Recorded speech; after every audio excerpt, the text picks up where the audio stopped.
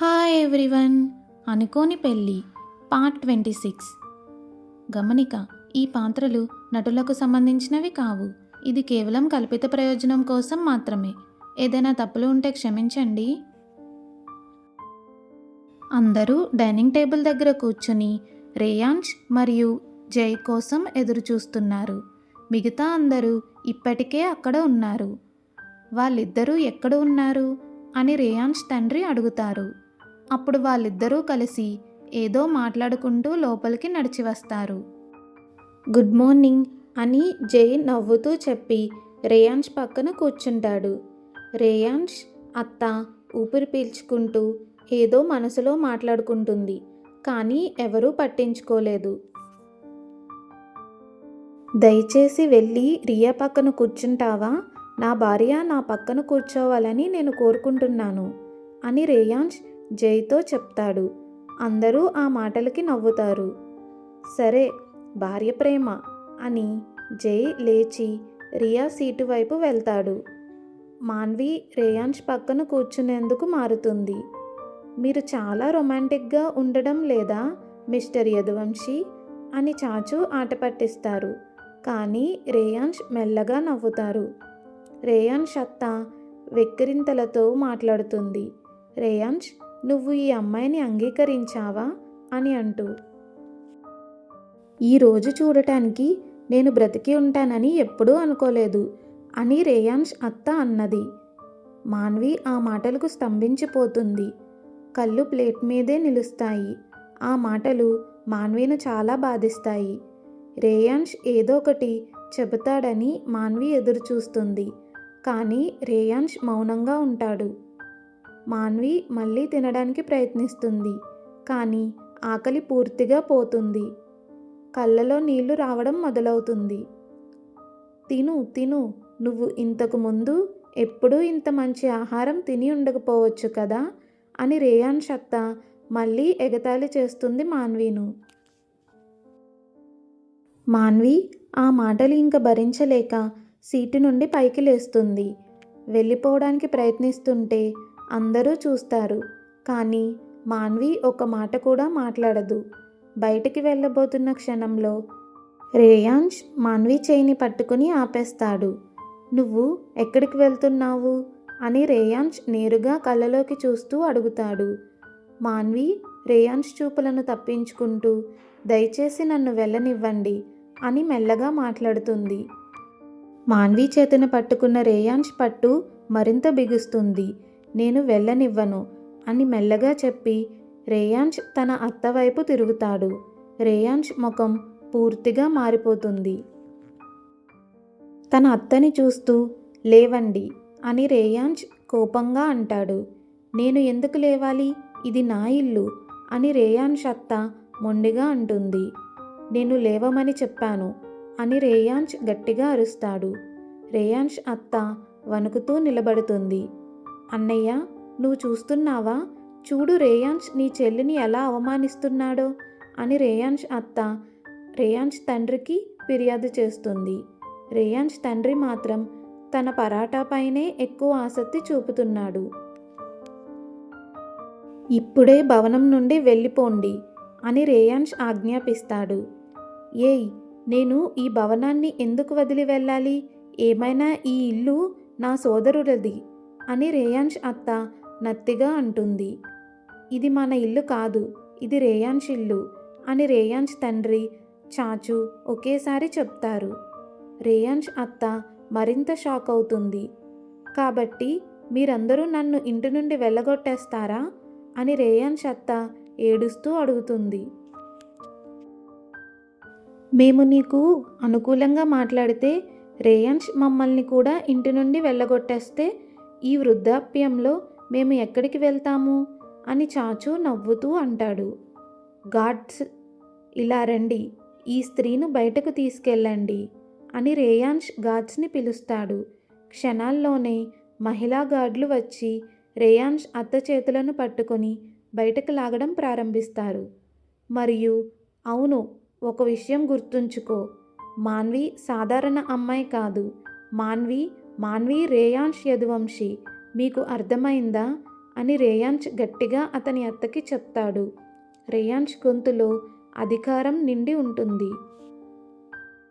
రేయాన్స్ అత్త వదిలేయమని వేడుకుంటూ ఉంటుంది. కానీ గార్డ్లు ఆమెను బయటకు తీసుకుని వెళ్తారు. ఇప్పుడు రేయాన్స్ అత్త ఎక్కడ నివసిస్తుంది అని మాన్వి నిశ్శబ్దంగా అడుగుతుంది.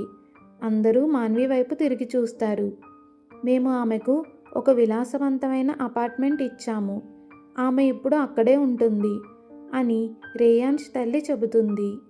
రేయాన్స్ మాన్వి చేయి పట్టుకుని గదివైపు లాక్కుని వెళ్తాడు. ఏంటి, ఏమైంది అని మాన్వి భయంగా అడుగుతుంది రేయాన్స్ను.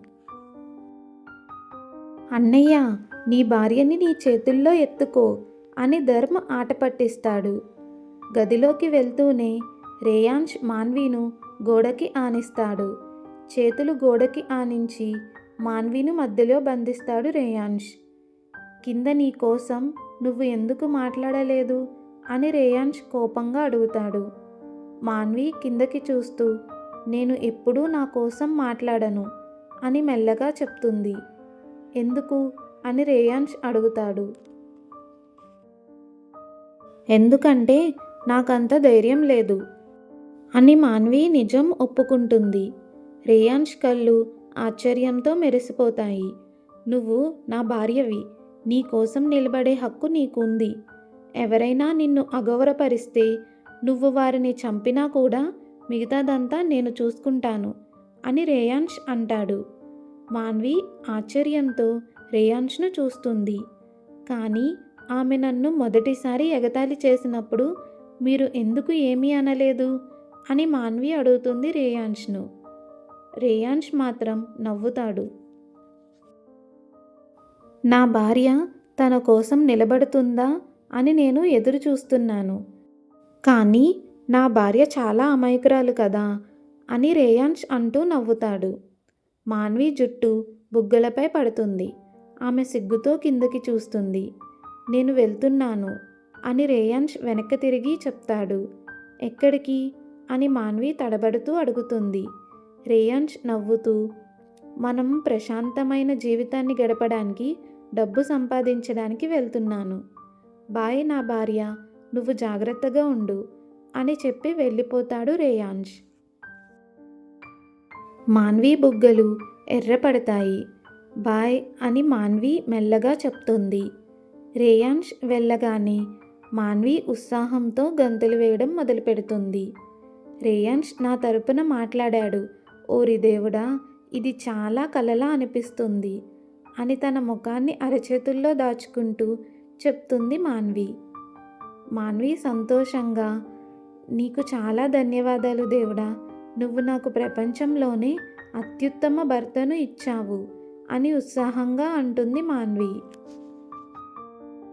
ఆ రోజు రాత్రి రేయాన్స్ తన గదికి పెట్టెలు మోసుకెళ్తున్న సహాయకులకు వాటిని నా గదిలో పెట్టు అని చెప్తాడు. మాన్వి కోసం రేయాన్స్ ఒక చిన్న సర్ప్రైజ్ ఏర్పాటు చేశాడు. మాన్వి రేపటి నుండి తన కాలేజీని ప్రారంభిస్తోంది మరియు మాన్వికు ఏదైనా ప్రత్యేకమైన బహుమతి ఇవ్వాలనుకుంటున్నాడు. సహాయకులు మోసుకెళ్తున్న పెట్టెలను చూస్తూ చాచి ఇదంతా ఏమిటి అని అడిగింది. రేయాన్స్ సిగ్గుపడుతూ తన మెడ వెనక భాగాన్ని రుద్దుకుంటూ మాన్వి కాలేజీలో చేరబోతున్నందున ఇవి మాన్వికు చిన్న బహుమతులు అని వివరిస్తాడు రేయాన్స్. చాచి పెద్ద చిరునవ్వుతో రేయాన్స్ బుగ్గ మీద గిల్లుతుంది. అది నా మనవడు అంటే ఇలాగే ఉండు అని చెప్పి వెళ్ళిపోతుంది. చాచి చాలా మధురమైన మరియు విశాల దృక్పథం కలిగిన మహిళ. రేయాన్స్ తన గదిలోకి వెళ్ళాడు. కానీ మాన్వి అక్కడ ఉండదు. సహాయకులు పెద్ద పెద్ద పెట్టెలను లోపల పెట్టి వెళ్ళిపోతారు. మాన్వి లోపలికి వెళ్ళగానే రేయాన్స్ మాన్వికి ఫోన్ చేయబోతున్నాడు.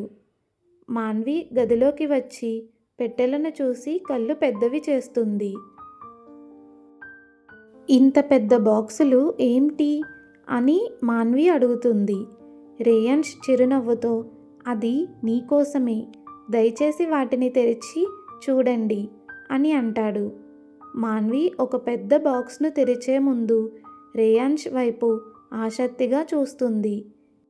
రేయాన్ష్ మాన్విని చూస్తూ ఇలా చెప్తాడు, నువ్వు కాలేజీ మొదలు పెట్టబోతున్నావు కదా, అందుకని ఇదంతా నీకోసమే అని వివరిస్తాడు.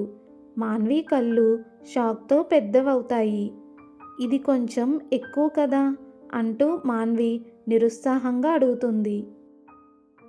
రేయాన్ష్ నవ్వుతూ, లేదు, ఇవి అంతా సగం మాత్రమే ఉంది, మిగిలినవి రేపు వస్తాయి అని అంటాడు. మాన్వి షాక్తో తూలుస్తూ, నువ్వు నన్ను తమాషా చేస్తున్నావా? ఇక్కడ కనీసం ఈ బాక్సుల్లో 500 డ్రెస్సులు ఉన్నాయి, సగం ఇంకా మిగిలి ఉన్నాయని నువ్వు చెప్తున్నావా అని అరుస్తుంది మాన్వి. రేయాన్ష్ సీరియస్గా ఉన్నట్లు నటిస్తూ, ఇవి చాలా తక్కువ, సరేనా అని అడుగుతాడు. మాన్వి వ్యగ్యంగా, అవును, చాలా తక్కువ అని వెటకారంగా సమాధానం ఇస్తుంది. రేయాన్ష్ తన ఫోన్ తీసి, అప్పుడు నేను డిజైనర్ నుండి మరిన్ని ఆర్డర్ చేస్తాను అని అన్నాడు. కానీ మాన్వి వెంటనే రేయాన్ష్ను ఆపింది. వద్దు, దయచేసి ఇవి చాలు, నాకింకేమీ వద్దు అని మాన్వి గట్టిగా చెప్తుంది.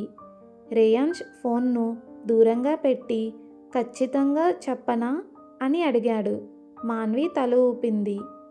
మాన్వి మెల్లగా, అయితే దీనికి చాలా ధన్యవాదాలు అని చెప్తుంది దుస్తుల వైపు చూస్తూ. రేయాన్ష్ నవ్వుతూ, ఇంకా చాలా రావాలి నా భార్య అని అన్నాడు అల్మరా వైపు వెళ్తూ.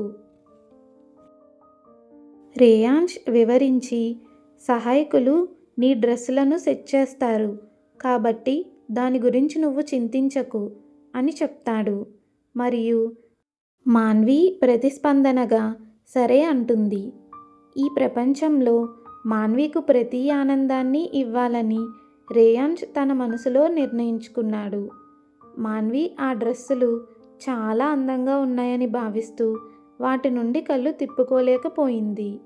రేయాన్ష్ ఇవన్నీ తన కోసమే ఆర్డర్ చేశాడనే ఆలోచనతో మాన్వి నిశ్శబ్దంగా దేవునికి కృతజ్ఞతలు చెప్తుంది. Next part continuous.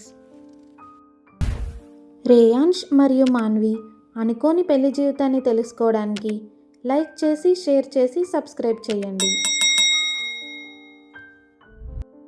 Thanks for watching.